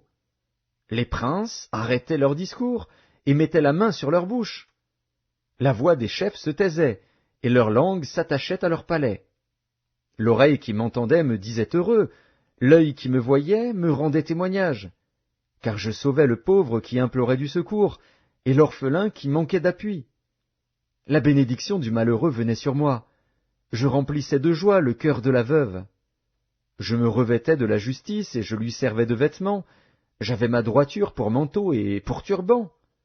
J'étais l'œil de l'aveugle et le pied du boiteux. J'étais le père des misérables. J'examinais la cause de l'inconnu. Je brisais la mâchoire de l'injuste et j'arrachais de ses dents la proie. Alors je disais, je mourrai dans mon nid, mes jours seront abondants comme le sable. L'eau pénétrera dans mes racines, la rosée passera la nuit sur mes branches. Ma gloire reverdira sans cesse, et mon arc rajeunira dans ma main. On m'écoutait, et l'on restait dans l'attente. On gardait le silence devant mes conseils. Après mes discours, nul ne répliquait, et ma parole était pour tous une bienfaisante rosée. Ils comptaient sur moi comme sur la pluie. Ils ouvraient la bouche comme pour une pluie du printemps. Je leur souriais quand ils perdaient courage, et l'on ne pouvait chasser la sérénité de mon front. J'aimais à aller vers eux, et je m'asseyais à leur tête. J'étais comme un roi au milieu d'une troupe, comme un consolateur auprès des affligés. Job, chapitre 30. Et maintenant, je suis la risée de plus jeunes que moi, de ceux dont je dédaignais de mettre les pères parmi les chiens de mon troupeau. Mais à quoi me servirait la force de leurs mains? Ils sont incapables d'atteindre la vieillesse. Desséchés par la misère et la faim, ils fuient dans les lieux arides, depuis longtemps abandonnés et déserts. Ils arrachent près des arbrisseaux les herbes sauvages, et ils n'ont pour pain que la racine des genêts. On les chasse du milieu des hommes, on crie après eux comme après des voleurs. Ils habitent dans d'affreuses vallées, dans les cavernes de la terre et dans les rochers. Ils hurlent parmi les buissons, ils se rassemblent sous les ronces. Êtres vils et méprisés, on les repousse du pays. Et maintenant, je suis l'objet de leurs chansons, je suis en butte à leurs propos. Ils ont horreur de moi, ils se détournent, ils me crachent au visage. Ils n'ont plus de retenue et ils m'humilient, ils rejettent tout frein devant moi. Ces misérables se lèvent à ma droite et me poussent les pieds, ils se frayent contre moi des sentiers pour ma ruine. Ils détruisent mon propre sentier et travaillent à ma perte, eux à qui personne ne viendrait en aide. Ils arrivent comme par une large brèche, ils se précipitent sous les craquements. Les terreurs m'assiègent. Ma gloire est emportée comme par le vent, mon bonheur a passé comme un nuage. Et maintenant, mon âme s'épanche en mon sein, les jours de la souffrance m'ont saisi. La nuit me perce et m'arrache les os. La douleur qui me ronge ne se donne aucun repos. Par la violence du mal, mon vêtement perd sa forme. Il se colle à mon corps comme ma tunique. Dieu m'a jeté dans la boue, et je ressemble à la poussière et à la cendre. Je crie vers toi, et tu ne me réponds pas. Je me tiens debout, et tu me lances ton regard. Tu deviens cruel contre moi. Tu me combats avec la force de ta main. Tu me soulèves, tu me fais voler au-dessus du vent, et tu m'anéantis au bruit de la tempête. Car, je le sais, tu me mènes à la mort, au rendez-vous de tous les vivants. Mais celui qui va périr n'étend-il pas les mains? Celui qui est dans le malheur n'implore-t-il pas du secours? N'avais-je pas des larmes pour l'infortuné? Mon cœur n'avait-il pas pitié de l'indigent? J'attendais le bonheur, et le malheur est arrivé. J'espérais la lumière, et les ténèbres sont venues. Mes entrailles bouillonnent sans relâche, les jours de la calamité m'ont surpris. Je marche noirci, mais non par le soleil. Je me lève en pleine assemblée, et je crie. Je suis devenu le frère des chacals, le compagnon des autruches. Ma peau noircit et tombe, mes os brûlent et se dessèchent. Ma harpe n'est plus qu'un instrument de deuil, et mon chalumeau ne peut rendre que des sons plaintifs. Job, chapitre 31. J'avais fait un pacte avec mes yeux, et je n'aurais pas arrêté mes regards sur une vierge. Quelle part Dieu m'eût-il réservé d'en haut? Quel héritage le Tout-Puissant m'eût-il envoyé des cieux? La ruine n'est-elle pas pour le méchant, et le malheur pour ceux qui commettent l'iniquité? Dieu n'a-t-il pas connu mes voies? N'a-t-il pas compté tous mes pas? Si j'ai marché dans le mensonge, si mon pied a couru vers la fraude, que Dieu me pèse dans des balances justes, et il reconnaîtra mon intégrité. Si mon pas s'est détourné du droit chemin, si mon cœur a suivi mes yeux, si quelque souillure s'est attachée à mes mains, que je sème et qu'un autre moissonne, et que mes rejetons soient déracinés. Si mon cœur a été séduit par une femme, si j'ai fait le guet à la porte de mon prochain, que ma femme tourne la meule pour un autre, et que d'autres la déshonorent. Car c'est un crime, un forfait que punissent les juges. C'est un feu qui dévore jusqu'à la ruine, et qui aurait détruit toute ma richesse. Si j'ai méprisé le droit de mon serviteur ou de ma servante, lorsqu'ils étaient en contestation avec moi, Qu'ai-je à faire quand Dieu se lève? Qu'ai-je à répondre quand il châtie? Celui qui m'a créé dans le ventre de ma mère ne l'a-t-il pas créé?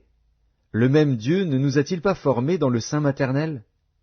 Si j'ai refusé aux pauvres ce qu'ils demandaient, si j'ai fait languir les yeux de la veuve, si j'ai mangé seul mon pain, sans que l'orphelin en ait eu sa part, moi qui l'ai dès ma jeunesse élevé comme un père, moi qui dès ma naissance ai soutenu la veuve, si j'ai vu le malheureux manquer de vêtements, l'indigent n'avoir point de couverture, sans que ses reins m'aient béni, sans qu'il ait été réchauffé par la toison de mes agneaux, si j'ai levé la main contre l'orphelin, parce que je me sentais un appui dans les juges, que mon épaule se détache de sa jointure, que mon bras tombe et qu'il se brise.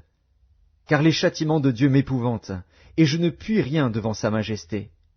Si j'ai mis dans l'or ma confiance, si j'ai dit alors, tu es mon espoir, si je me suis réjoui de la grandeur de mes biens, de la quantité des richesses que j'avais acquises, si j'ai regardé le soleil quand il brillait, la lune quand elle s'avançait majestueuse, et si mon cœur s'est laissé séduire en secret, si ma main s'est portée sur ma bouche, c'est encore un crime que doivent punir les juges, et j'aurais renié le Dieu d'en haut.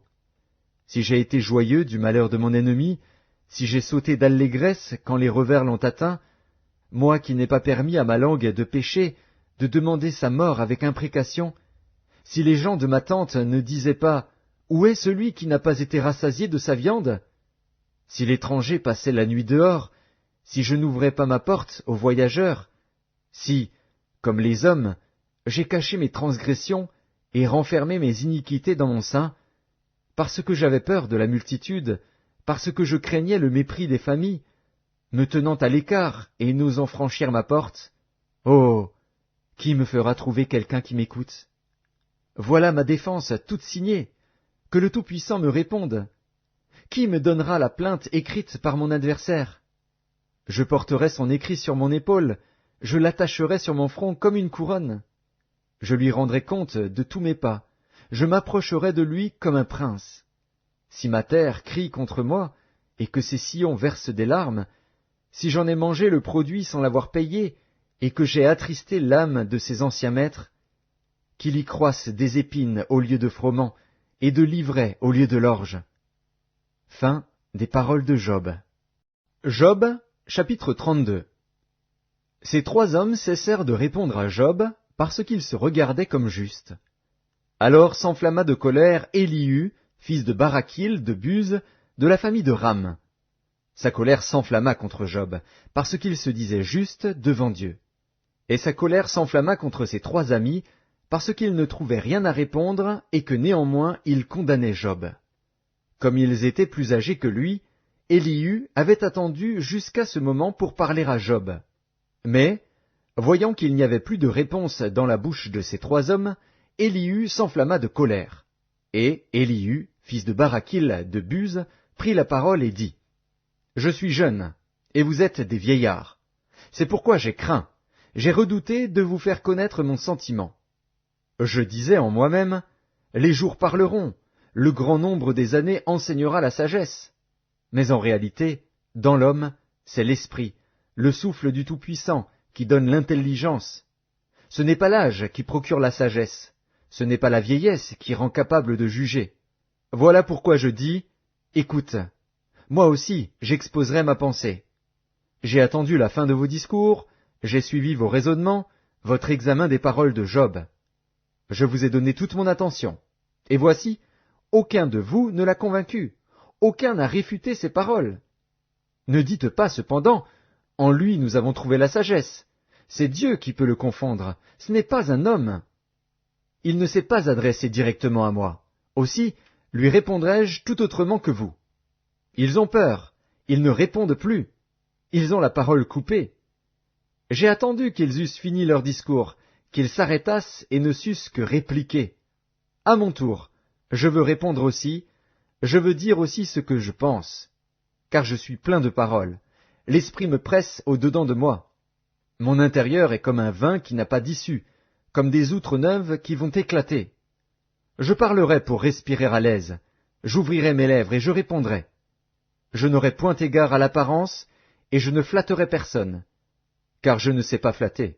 Mon Créateur m'enlèverait bien vite. Job, chapitre 33. Maintenant donc, Job, écoute mes discours, prête l'oreille à toutes mes paroles. Voici, j'ouvre la bouche, ma langue se remue dans mon palais. C'est avec droiture de cœur que je vais parler, c'est la vérité pure qu'exprimeront mes lèvres. L'Esprit de Dieu m'a créé, et le souffle du Tout-Puissant m'anime. Si tu le peux, réponds-moi, défends ta cause, tiens-toi prêt. Devant Dieu je suis ton semblable, j'ai été comme toi formé de la boue. Ainsi mes terreurs ne te troubleront pas, et mon poids ne saurait t'accabler. Mais tu as dit à mes oreilles, et j'ai entendu le son de tes paroles. Je suis pur, je suis sans péché, je suis net, il n'y a point en moi d'iniquité. Et Dieu trouve contre moi des motifs de haine, il me traite comme son ennemi. Il met mes pieds dans les ceps, il surveille tous mes mouvements. Je te répondrai qu'en cela tu n'as pas raison, car Dieu est plus grand que l'homme. Veux-tu donc disputer avec lui, parce qu'il ne rend aucun compte de ses actes? Dieu parle cependant, tantôt d'une manière, tantôt d'une autre, et l'on n'y prend point garde. Il parle par des songes, par des visions nocturnes, quand les hommes sont livrés à un profond sommeil, quand ils sont endormis sur leur couche. Alors il leur donne des avertissements et met le sceau à ses instructions, afin de détourner l'homme du mal et de le préserver de l'orgueil, afin de garantir son âme de la fosse et sa vie des coups du glaive. Par la douleur aussi l'homme est repris sur sa couche, quand une lutte continue vient agiter ses os. Alors il prend en dégoût le pain, même les aliments les plus exquis. Sa chair se consume et disparaît, ses os qu'on ne voyait pas sont mis à nu. Son âme s'approche de la fosse, et sa vie des messagers de la mort. Mais s'il se trouve pour lui un ange intercesseur, un d'entre les 1000 qui annonce à l'homme la voie qu'il doit suivre, Dieu a compassion de lui et dit à l'ange, « Délivre-le, afin qu'il ne descende pas dans la fosse.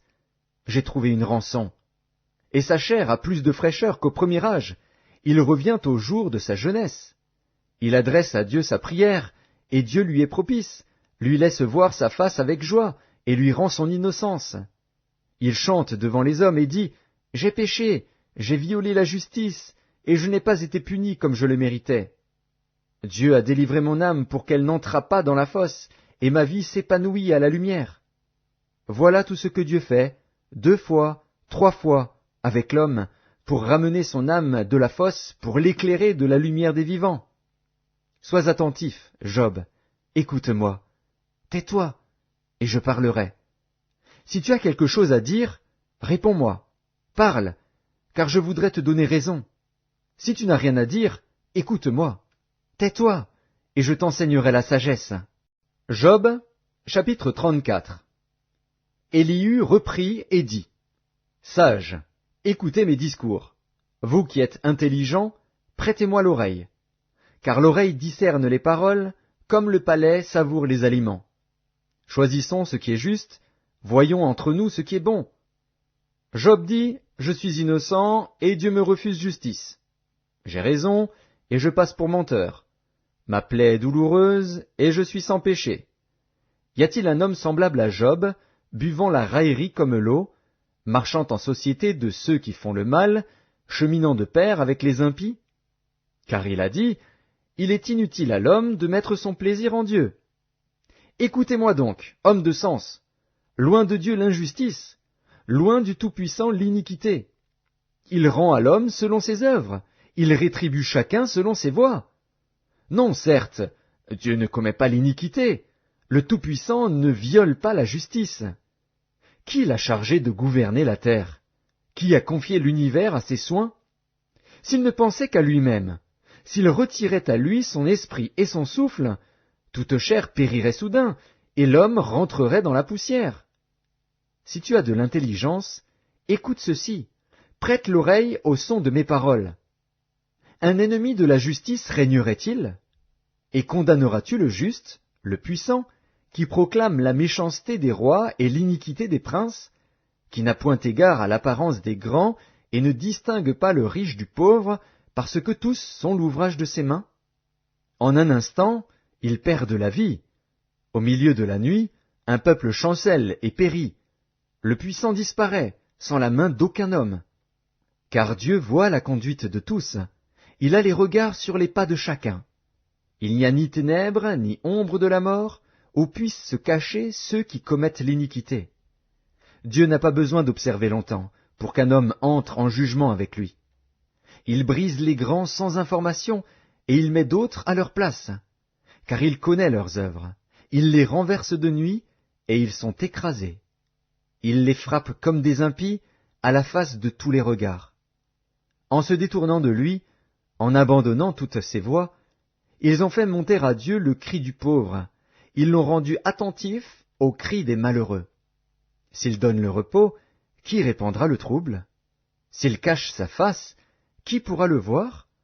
Il traite à l'égal soit une nation, soit un homme, afin que l'impie ne domine plus, et qu'il ne soit plus un piège pour le peuple. Car a-t-il jamais dit à Dieu, « J'ai été châtié, je ne pécherai plus. Montre-moi ce que je ne vois pas. Si j'ai commis des injustices, je n'en commettrai plus. » Est-ce d'après toi que Dieu rendra la justice? C'est toi qui rejettes, qui choisis, mais non pas moi. Ce que tu sais, dis-le donc. Les hommes de sens seront de mon avis. Le sage qui m'écoute pensera comme moi. Job parle sans intelligence, et ses discours manquent de raison. Qu'il continue donc à être éprouvé, puisqu'il répond comme font les méchants. Car il ajoute à ses fautes de nouveaux péchés. Il bat des mains au milieu de nous, il multiplie ses paroles contre Dieu. Job, chapitre 35. Élihu reprit et dit, « Imagines-tu avoir raison? Penses-tu te justifier devant Dieu, quand tu dis, « Que me sert-il? Que me revient-il de ne pas pécher ?» C'est à toi que je vais répondre, et à tes amis en même temps. Considère les cieux et regarde. Vois les nuées, comme elles sont au-dessus de toi. Si tu pèches, quel tort lui causes-tu? Et quand tes péchés se multiplient, que lui fais-tu? Si tu es juste, que lui donnes-tu? Que reçoit-il de ta main? Ta méchanceté ne peut nuire qu'à ton semblable, ta justice n'est utile qu'au Fils de l'homme. On crie contre la multitude des oppresseurs, on se plaint de la violence d'un grand nombre. Mais nul ne dit, « Où est Dieu, mon Créateur, qui inspire des chants d'allégresse pendant la nuit, qui nous instruit plus que les bêtes de la terre, et nous donne l'intelligence plus qu'aux oiseaux du ciel ?» On a beau crier alors, Dieu ne répond pas, à cause de l'orgueil des méchants. C'est en vain que l'on crie, Dieu n'écoute pas, le Tout-Puissant n'y a point égard. Bien que tu dises que tu ne le vois pas, ta cause est devant lui. Attends-le. Mais, parce que sa colère ne sévit point encore, ce n'est pas à dire qu'il ait peu souci du crime. Ainsi Job ouvre vainement la bouche, il multiplie les paroles sans intelligence. Job, chapitre 36. Élihu continua et dit, « Attends un peu, et je vais poursuivre, car j'ai des paroles encore pour la cause de Dieu. Je prendrai mes raisons de haut, et je prouverai la justice de mon Créateur. Sois-en sûr, mes discours ne sont pas des mensonges, mes sentiments devant toi sont sincères. Dieu est puissant, mais il ne rejette personne. Il est puissant par la force de son intelligence. Il ne laisse pas vivre le méchant, et il fait droit aux malheureux. Il ne détourne pas les yeux de dessus les justes, il les place sur le trône avec les rois, il les y fait asseoir pour toujours, afin qu'ils soient élevés. Viennent-ils à tomber dans les chaînes? Sont-ils pris dans les liens de l'adversité? Il leur dénonce leurs œuvres, leurs transgressions, leur orgueil, il les avertit pour leur instruction, il les exhorte à se détourner de l'iniquité. S'ils écoutent et se soumettent, ils achèvent leurs jours dans le bonheur, leurs années dans la joie. S'ils n'écoutent pas, ils périssent par le glaive, ils expirent dans leur aveuglement. Les impies se livrent à la colère, ils ne crient pas à Dieu quand il les enchaîne. Ils perdent la vie dans leur jeunesse, ils meurent comme les débauchés. Mais Dieu sauve le malheureux dans sa misère, et c'est par la souffrance qu'il l'avertit. Il te retirera aussi de la détresse pour te mettre au large, en pleine liberté, et ta table sera chargée de mets succulents. Mais si tu défends ta cause comme un impie, le châtiment est inséparable de ta cause. Que l'irritation ne t'entraîne pas à la moquerie, et que la grandeur de la rançon ne te fasse pas dévier. Tes cris suffiraient-ils pour te sortir d'angoisse, et même toutes les forces que tu pourrais déployer? Ne soupire pas après la nuit, qui enlève les peuples de leur place. Garde-toi de te livrer au mal, car la souffrance t'y dispose. Dieu est grand par sa puissance. Qui saurait enseigner comme lui? Qui lui prescrit ses voies? Qui ose dire « Tu fais mal » Souviens-toi d'exalter ses œuvres, que célèbrent tous les hommes. Tout homme les contemple, chacun les voit de loin. Dieu est grand, mais sa grandeur nous échappe. Le nombre de ses années est impénétrable. Il attire à lui les gouttes d'eau, il les réduit en vapeur et forme la pluie. Les nuages la laissent couler, ils la répandent sur la foule des hommes. Et qui comprendra le déchirement de la nuée, le fracas de sa tente? Voici, il étend autour de lui sa lumière, et il se cache jusque dans les profondeurs de la mer. Par ses moyens il juge les peuples, et il donne la nourriture avec abondance. Il prend la lumière dans sa main, il la dirige sur ses adversaires. Il s'annonce par un grondement. Les troupeaux pressentent son approche. Job, chapitre 37. Mon cœur est tout tremblant, il bondit hors de sa place. Écoutez, écoutez le frémissement de sa voix, le grondement qui sort de sa bouche. Il le fait rouler dans toute l'étendue des cieux, et son éclair brille jusqu'aux extrémités de la terre. Puis éclate un rugissement. Il tonne de sa voix majestueuse. Il ne retient plus l'éclair, dès que sa voix retentit. Dieu tonne avec sa voix d'une manière merveilleuse. Il fait de grandes choses que nous ne comprenons pas. Il dit à la neige, « Tombe sur la terre ». Il le dit à la pluie, même aux plus fortes pluies. Il met un sceau sur la main de tous les hommes, afin que tous se reconnaissent comme ses créatures. L'animal sauvage se retire dans une caverne et se couche dans sa tanière. L'ouragan vient du midi, et le froid des vents du nord. Par son souffle, Dieu produit la glace. Il réduit l'espace où se répandaient les eaux. Il charge de vapeur les nuages, il les disperse étincelants. Leurs évolutions varient selon ses desseins, pour l'accomplissement de tout ce qu'il leur ordonne, sur la face de la terre habitée. C'est comme une verge dont il frappe sa terre, ou comme un signe de son amour, qu'il les fait apparaître. Job, sois attentif à ces choses. Considère encore les merveilles de Dieu. Sais-tu comment Dieu les dirige et fait briller son nuage étincelant? Comprends-tu le balancement des nuées, les merveilles de celui dont la science est parfaite? Sais-tu pourquoi tes vêtements sont chauds quand la terre se repose par le vent du midi? Peux-tu comme lui étendre les cieux, aussi solides qu'un miroir de fonte? Fais-nous connaître ce que nous devons lui dire. Nous sommes trop ignorants pour nous adresser à lui. Lui annoncera-t-on que je parlerai? Mais quel est l'homme qui désire sa perte? On ne peut fixer le soleil qui resplendit dans les cieux, lorsqu'un vent passe et en ramène la pureté. Le septentrion le rend éclatant comme l'or. Oh, que la majesté de Dieu est redoutable! Nous ne saurions parvenir jusqu'au Tout-Puissant, grand par la force, par la justice, par le droit souverain. Il ne répond pas. C'est pourquoi les hommes doivent le craindre. Il ne porte les regards sur aucun sage. Job, chapitre 38. L'Éternel répondit à Job du milieu de la tempête et dit, « Qui est celui qui obscurcit mes desseins par des discours sans intelligence? Saint terrain comme un vaillant homme, je t'interrogerai, et tu m'instruiras. Où étais-tu quand je fondais la terre? Dis-le, si tu as de l'intelligence. Qui en a fixé les dimensions? Le sais-tu? Ou qui a étendu sur elle le cordeau? Sur quoi ces bases sont-elles appuyées? Ou qui en a posé la pierre angulaire? Alors que les étoiles du matin éclataient en chants d'allégresse, et que tous les fils de Dieu poussaient des cris de joie? Qui a fermé la mer avec des portes, quand elle s'élança du sein maternel? Quand je fis de la nuée son vêtement, et de l'obscurité ses langes? Quand je lui imposai ma loi, et que je lui mis des barrières et des portes?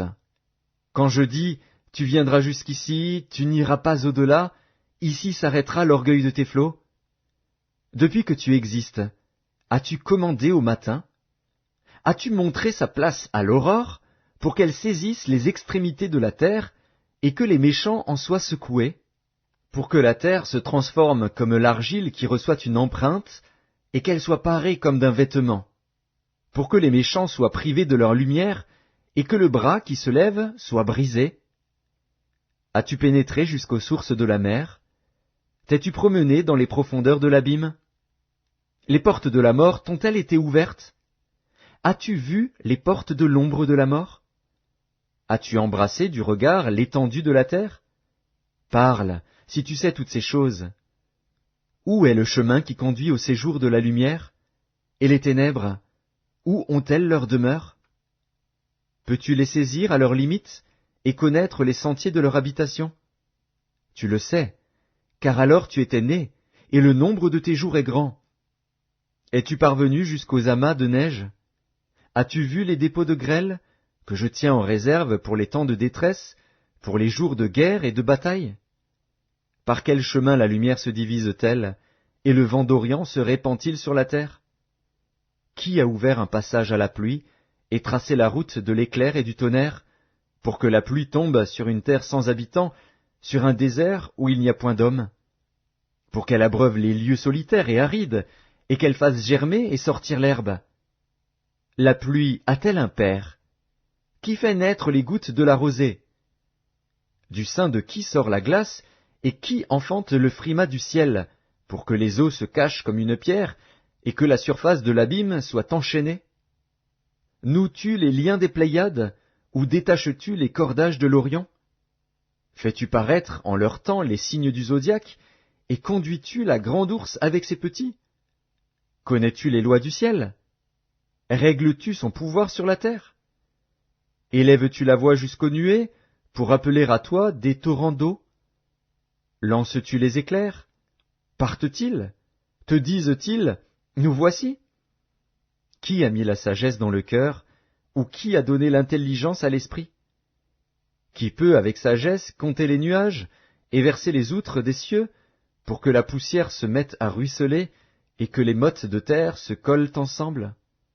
Chasses-tu la proie pour la lionne, et apaises-tu la faim des lionceaux, quand ils sont couchés dans leur tanière, quand ils sont en embuscade dans leur repère? Qui prépare au corbeau sa pâture, quand ses petits crient vers Dieu, quand ils sont errants et affamés? Job, chapitre 39. Sais-tu quand les chèvres sauvages font leurs petits? Observes-tu les biches quand elles mettent bas?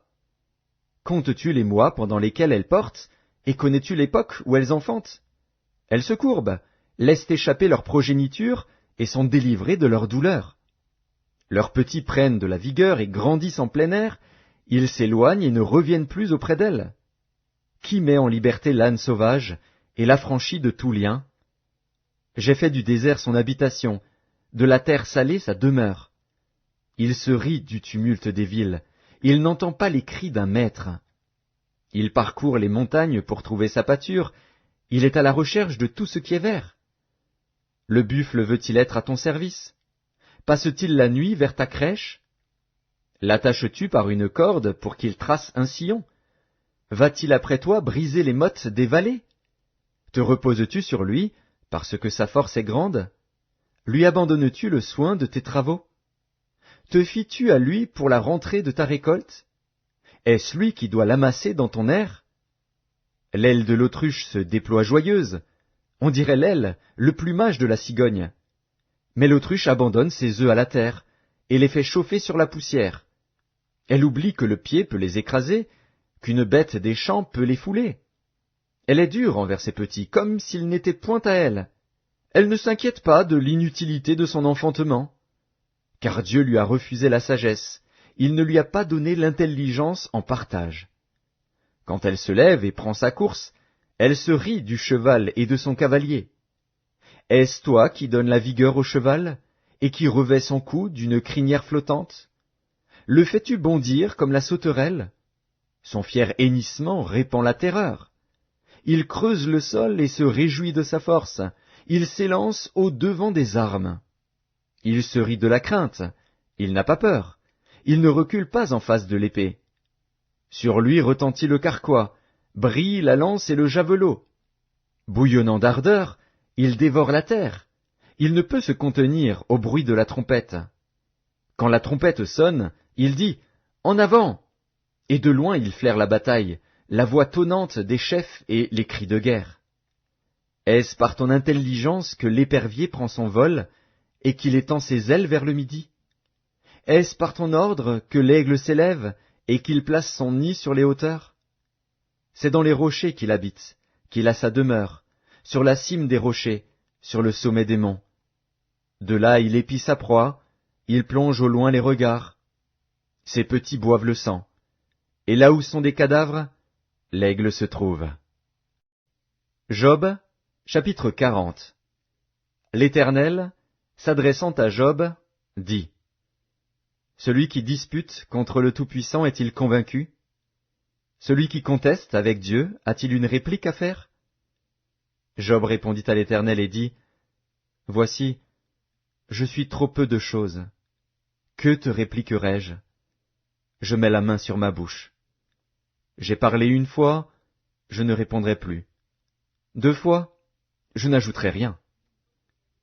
L'Éternel répondit à Job du milieu de la tempête et dit: Saint terrain comme un vaillant homme. Je t'interrogerai, et tu m'instruiras. Anéantiras-tu jusqu'à ma justice? Me condamneras-tu pour te donner droit? As-tu un bras comme celui de Dieu, une voix tonnante comme la sienne?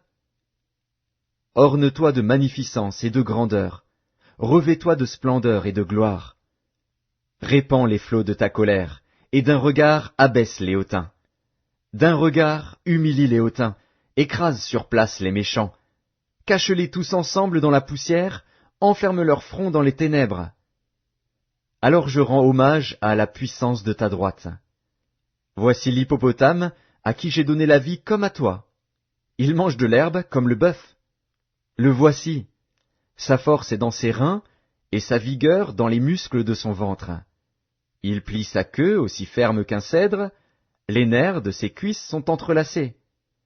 Ses os sont des tubes d'airain, ses membres sont comme des barres de fer. Il est la première des œuvres de Dieu. Celui qui l'a fait l'a pourvu d'un glaive.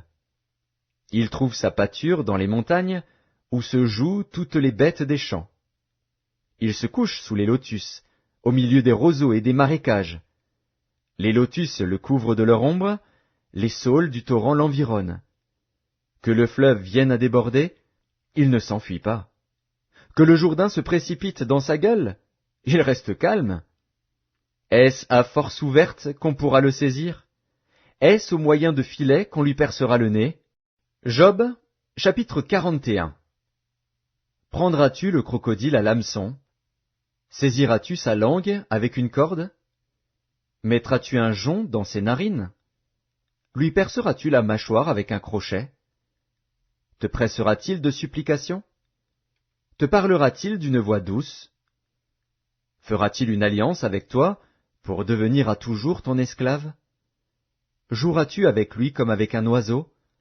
L'attacheras-tu pour amuser tes jeunes filles? Les pêcheurs en trafiquent-ils? Le partagent-ils entre les marchands? Couvriras-tu sa peau de dard et sa tête de harpon? Dresse ta main contre lui, et tu ne t'aviseras plus de l'attaquer.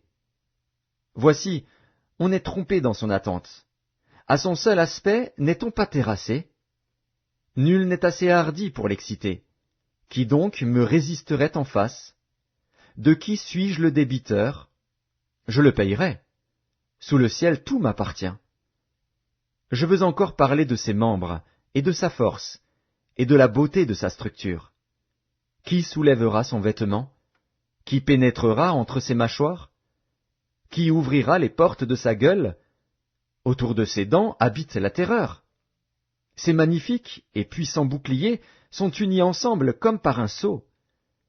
Ils se serrent l'un contre l'autre, et l'air ne passerait pas entre eux.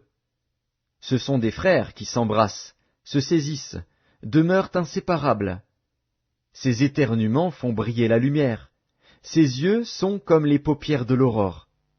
Des flammes jaillissent de sa bouche, des étincelles de feu s'en échappent. Une fumée sort de ses narines, comme d'un vase qui bout, d'une chaudière ardente. Son souffle allume les charbons, sa gueule lance la flamme. La force a son cou pour demeure, et l'effroi bondit au-devant de lui. Ses parties charnues tiennent ensemble, fondues sur lui, inébranlables. Son cœur est dur comme la pierre, dur comme la meule inférieure. Quand il se lève, les plus vaillants ont peur, et l'épouvante les fait fuir. C'est en vain qu'on l'attaque avec l'épée. La lance, le javelot, la cuirasse ne servent à rien. Il regarde le fer comme de la paille, l'airain comme du bois pourri. La flèche ne le met pas en fuite. Les pierres de la fronde sont pour lui du chaume. Il ne voit dans la massue qu'un brin de paille. Il rit au sifflement des dards. Sous son ventre sont des pointes aiguës. On dirait une herse qu'il étend sur le limon. Il fait bouillir le fond de la mer comme une chaudière. Il l'agite comme un vase rempli de parfums. Il laisse après lui un sentier lumineux. L'abîme prend la chevelure d'un vieillard. Sur la terre, nul n'est son maître. Il a été créé pour ne rien craindre. Il regarde avec dédain tout ce qui est élevé. Il est le roi des plus fiers animaux. Job, chapitre 42. Job répondit à l'Éternel et dit, « Je reconnais que tu peux tout, et que rien ne s'oppose à tes pensées. Quel est celui qui a la folie d'obscurcir mes desseins? Oui, j'ai parlé, sans les comprendre, de merveilles qui me dépassent et que je ne conçois pas. Écoute-moi, et je parlerai. Je t'interrogerai, et tu m'instruiras. Mon oreille avait entendu parler de toi, mais maintenant, mon œil t'a vu. C'est pourquoi je me condamne, et je me repens sur la poussière et sur la cendre. » Après que l'Éternel eut adressé ces paroles à Job, il dit à Éliphaz de Théman, « Ma colère est enflammée contre toi et contre tes deux amis, parce que vous n'avez pas parlé de moi avec droiture comme l'a fait mon serviteur Job. Prenez maintenant 7 taureaux et 7 béliers, allez auprès de mon serviteur Job, et offrez pour vous un holocauste. Job, mon serviteur, priera pour vous, et c'est par égard pour lui seul que je ne vous traiterai pas selon votre folie, car vous n'avez pas parlé de moi avec droiture, comme l'a fait mon serviteur Job. » Éliphaz de Théman, Bildad de Shuar, et Tsophar de Naama allèrent et firent comme l'Éternel leur avait dit. Et l'Éternel eut égard à la prière de Job. L'Éternel rétablit Job dans son premier état, quand Job eut prié pour ses amis, et l'Éternel lui accorda le double de tout ce qu'il avait possédé. Les frères, les sœurs et les anciens amis de Job vinrent tous le visiter, et ils mangèrent avec lui dans sa maison. Ils le plaignirent et le consolèrent de tous les malheurs que l'Éternel avait fait venir sur lui, et chacun lui donna un quesita et un anneau d'or. Pendant ces dernières années, Job reçut de l'Éternel plus de bénédictions qu'il n'en avait reçues dans les premières. Il posséda 14 000 brebis, 6 000 chameaux, 1 000 paires de bœufs et 1 000 ânesses. Il eut 7 fils et 3 filles. Il donna à la première le nom de Jémima, à la seconde celui de Ketsia, et à la troisième celui de Kéren Hapuk. Il n'y avait pas dans tout le pays d'aussi belles femmes que les filles de Job. Leur père leur accorda une part d'héritage parmi leurs frères. Job vécut après cela 140 ans, et il vit ses fils et les fils de ses fils jusqu'à la 4e génération. Et Job mourut, âgé et rassasié de jours.